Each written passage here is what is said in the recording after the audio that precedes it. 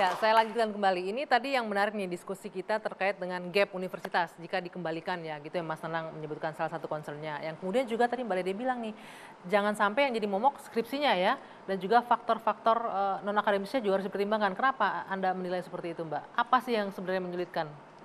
Biasanya yang menjadi keluhannya mahasiswa itu, yang susah itu misalnya ketemu mau diskusikan soal judul skripsi, mau tanda tangan dan mau apa ada dua pembimbing skripsi 1 dan 2 yang ternyata di antara mereka tidak memiliki sepahaman yang sama, nggak akur lah ya katakanlah.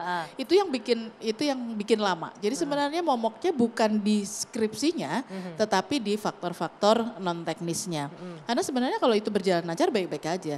Dan ditambah lagi ketika kemudian tadi Prof. Cici sampaikan karena ada kompetensi yang beragam, maka yang diperlukan adalah perannya penasehat akademis. Penasehat akademis kita harusnya bisa dengan lebih jeli mengarahkan si anak. Anak ini ngambil program studi apa, kemudian belum lagi kalau pakai kuliah merdeka dengan program kampus merdeka itu kan dia ngambil program studi di luar program studinya kah, dia mau magang kah, dia mau pengabdian masyarakat kah. Itu semua udah harus dijelasin dari awal, membuat mereka kemudian paham, ini semester 1, 2, 3, nanti semester 5 aku mau melakukan apa. Terus kemudian nanti mau ngambil jalur skripsi apa bukan.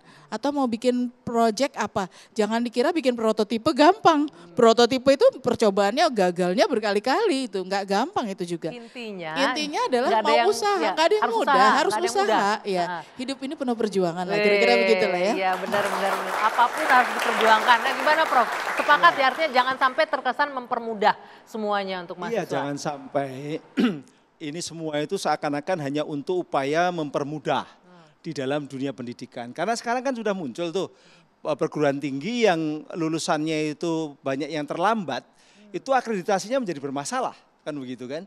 Itu catatan-catatan tersendiri. Kalau mahasiswa 5 tahun belum lulus, itu bermasalah itu. Catatannya bagi program studinya, bagi jurusannya, bahkan universitasnya. Nah sekarang kemudian ketika jumlah mahasiswa itu banyak, sudah over capacity sehingga pelayanan menjadi buruk, tapi ingin dipermudah, jangan sampai kesan itu. Karena bagaimanapun juga skripsi itu menciptakan orang-orang yang mampu untuk riset. Jadi banyak pengalaman di luar negeri bahwa alumni-alumni Indonesia ini ketika kuliah di luar negeri itu karena punya pengalaman riset, punya pengalaman untuk menulis yang namanya karya akademik, itu menjadi kelebihan. Tidak semuanya menggunakan sistem seperti kita gitu loh. Jadi jangan kita anggap bahwa oh ini momok harus kita singkirkan, jangan.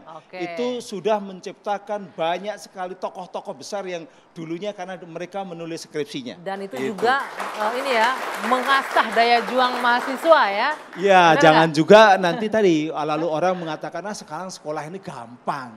Nggak usah nulis-nulis saja sudah jadi karena begitu kan. Lalu dikatakan lulusnya juga cepat. Lama-lama lalu sekolahnya cepat, kerjanya yang susah. Wah jangan sampai begitu juga ya. Jangan sampai terjadi kesan seperti itu. Mahasiswa nih, gimana dari BSI? Ada komentar nggak dengan tema kita malam hari ini nih, gimana kira-kira? Perlu apa enggak skripsi? Katanya skripsi jangan seolah-olah bikin mudah mahasiswa gitu loh. Harus usaha, kalian harus kerja keras begitu. Ya, saya juga setuju kalau skripsi itu seakan-akan hilang jadi mempermudah mahasiswa. Ya, jadi yang saya pertanyakan sih, boleh nanya nggak sih ya? Boleh dong. Ya, saya pertanyakan apakah dengan kebijakan ini ya, apa munculnya kebijakan ini, apakah penyebabnya gara-gara teknologi yang makin maju? Gara-gara ChatGPT atau AI yang lain, apakah gara-gara itu membuat akhirnya pemerintah membuat kebijakan yang mempermudah mahasiswanya untuk lulus gitu? Oke, gimana Prof. Cici boleh dijawab nih, seolah-olah mempermudah mahasiswa karena teknologi makin maju. Thank you, boleh duduk. Jadi sama sekali bukan itu reasoningnya atau alasannya. Karena perkembangan teknologi itu kan sesuatu yang nggak mungkin lagi kita hambat begitu ya. Tetapi dalam hal ini konsep di dalam Permen 53 ini adalah kita memberikan otonomi akademik kepada perguruan tinggi. Nah, dengan perkembangan keilmuan saat ini kan banyak sekali bidang-bidang ilmu itu yang tumbuh, yang pendekatannya kan multidisiplin, interdisiplin, begitu kan, bukan yang semata-mata monodisiplin. Kalau kemudian perkembangan teknologi dan juga perkembangan keilmuan ini kemudian tidak dibarengin dengan adanya kesesuaian bentuk-bentuk assessment, ini kan skripsi itu sebagai salah satu bentuk assessment kan, untuk kemudian mengetahui bahwa kompetensi ini tercapai sesuai dengan standar kompetensi. Nah, kita kan tidak bisa menutup mata bahwa ternyata ada bentuk-bentuk tugas lain atau bentuk-bentuk tugas akhir lain atau assessment lain yang memungkinkan untuk bisa mengukur capaian kompetensi mahasiswa. Itu yang sebenarnya kita lakukan di dalam kebijakan yang kita masukkan di dalam Permen 53. Dan jangan dikira gampang juga jangan ya. Dikira gampang juga. Ya. Artinya kan semua itu kan tentu ada melalui proses assessment. Oke. Nah, jadi bukan berarti otomatis buat karya sudah selesai jadi that's it. Tidak bisa seperti Prof. itu. Ini juga menarik ini. Bagaimana tadi Mbak Ledia menyebutkan jangan hal-hal yang akademis, non akademis juga diperhatikan. Ini gimana nih dosen-dosen pembimbing juga dibutuhkan lebih kooperatif dan lain-lain.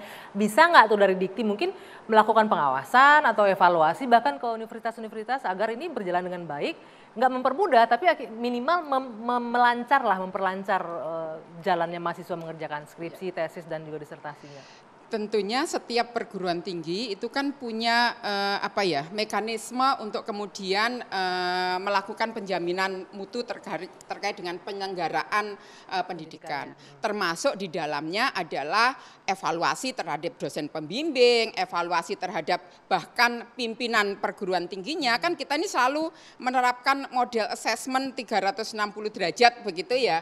Ini yang sebenarnya kita berikan kewenangan kepada perguruan tinggi karena kementerian jelas tidak mungkin kemudian mengatur sampai pada teknis yang ada di sana. Berarti PR-nya balik lagi ke PT masing-masing. Betul. Saya pengalaman loh Prof, waktu S1 itu 2 bulan cuma untuk pengesahan tanda tangan aja, judul skripsi ya ampun. Nah itu peranan berarti penjaminan mutu yang ada di perguruan tingginya itu belum pada masa itu mungkin ya, belum komprehensif sampai pada evaluasi, tidak hanya evaluasi akademik, tetapi pada evaluasi layanan akademik, evaluasi terhadap pembimbingan akademik yang ada di perguruan tinggi. Oke, baik. Kita juga mengumpulkan ini komentar-komentar ya dari sosial media. Boleh ditampilkan mungkin bagaimana ini ternyata menuai banyak komentar di sosial media nih.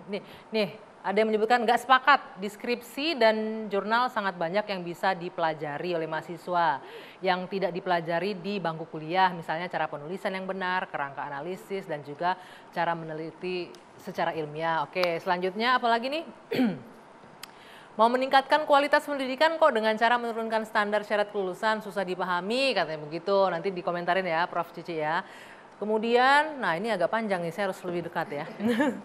Untuk S1 tidak masalah dihapuskan karena tidak relevan juga dengan tujuan pendidikan S1. Tapi akan sangat bermasalah ketika diterapkan pada S2 apalagi S3 karena justru di situ pengalaman yang sesungguhnya ketika hendak menjadi ilmuwan, S2 dan S3 secara filosofis ditujukan dan didorong menjadi ahli atau expert di bidangnya. Ya, intinya nggak setuju lah gini. Saya boleh minta komentarnya Mas Nanang dulu nggak nih soal ini nih? Sebagai yang juga jadi staf ahli ya di Menteri Pendidikan juga, staf khusus. Nih gimana nih Mas Nanang? Beberapa menyebutkan setuju, ada yang nggak setuju. Tapi perlu juga nih karena kemampuan menulis secara filosofis dan lain-lain juga tetap dibutuhkan. Sebetulnya sudah sampai kepada sebuah kesepakatan di antara kita bahwa skripsi ini juga nggak dihapuskan sebetulnya kan. Tetapi itu bagian dari pilihan. Pilihan disesuaikan. Buat saya lebih senang menyikapi tadi itu. Gradasi dari perguruan tingginya. Kan perguruan tinggi itu ada 3 jenisnya. Ada yang PTNBH seperti UNER, ITB, UI itu sih lepasin aja hidup itu. Kemudian ada yang BLU. BLU itu di bawahnya. Dia masih mengelola sendiri tapi yang paling banyak tuh yang di bawah. Ketika kita menurunkan acuan atau standar, kasihan yang di bawah ini. Sementara anggaran kita terbatas. Jadi di pikiran saya disikapi saja ini dengan bijak dan disesuaikan dengan apa yang ada, tetapi juga Kementerian Pendidikan Kebudayaan itu mulai memperbaiki kehumasannya lah supaya tidak menjadi ribut-ribut sesuatu yang sesuatu yang tidak bermakna sebetulnya. Mari kita pikirin yang lebih strategik misalnya. Mas Menteri ngomongnya harusnya lebih diatur gitu ya. Ya mungkin beliau berpikir bahasa Inggris kali, tapi ngomongnya bahasa Indonesia. Oke, jadi Prof, mungkin ini agak kusut. Prof, untuk kementerian nih, kehumasannya mungkin deliverynya lebih biar enak begitu, tidak menimbulkan riak-riak di masyarakat. Gimana Prof?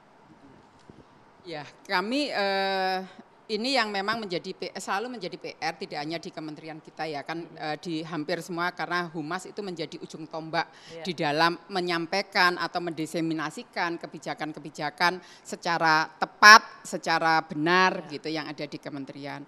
Nah, sebagai upaya untuk kemudian mendiseminasikan ini secara tepat, sebenarnya kami juga meminta atau istilahnya terbukalah untuk kemudian dari masing-masing atau stakeholder dalam hal ini apakah akademisi untuk ayo kita bersama-sama misalnya menyuarakan ini secara tepat dengan cara menulis di artikel atau menyampaikan di media secara benar begitu ya. Ini yang sebenarnya kolaborasi dan kerjasama gitu ya dengan berbagai pihak terutama stakeholder yang terkait dengan pendidikan untuk bisa menyampaikan sesuatu secara tepat dan benar sebenarnya itu kita harapkan juga.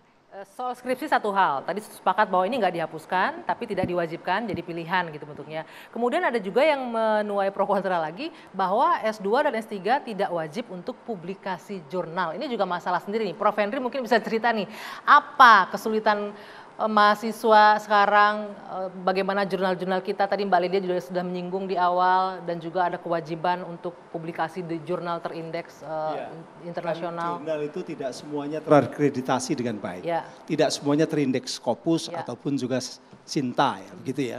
Sehingga lalu jumlah mahasiswa yang begitu banyak yang membutuhkan harus nulis itu akhirnya terjadi penumpukan. Semacam antrian yang panjang dan akhirnya apa yang terjadi itu menjadi bisnis tersendiri. Iya, industri jadinya di situ. Apalagi setahun cuma 2 kali Prof boleh publish. Dan itu lalu akhirnya juga banyak yang kalau nulis itu harus membayar sekian baru kemudian muncul, dan itu tidak hanya mahasiswa, dosen juga seperti itu. Berarti dong Mas Menteri bilang ada benarnya. Artinya begini, pendidikan tidak bisa hanya diberikan kewajiban tuh hanya dengan satu cara atau secara tertentu. Dia harus banyak alternatif karena mengukur kompetensi, standar kompetensi itu bisa dengan cara banyak. Saya setuju dengan seperti itu. Tapi tadi sekali lagi jangan lalu kemudian mengabaikan bahwa nggak penting loh nulis di jurnal, itu juga salah kan begitu kan. Jurnal bagaimanapun juga itu sangat penting. Tapi memang kalau sudah diwajibkan, akhirnya yang nggak bisa nulis pun nulis di situ. Dan itulah konsekuensinya lalu muncul tadi.